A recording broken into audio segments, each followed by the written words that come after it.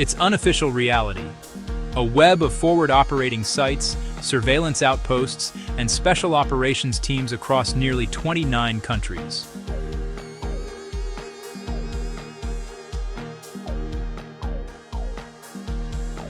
Most Americans have never heard of them, yet they're part of a $2 billion per year counter-terror architecture spanning from Senegal to Somalia.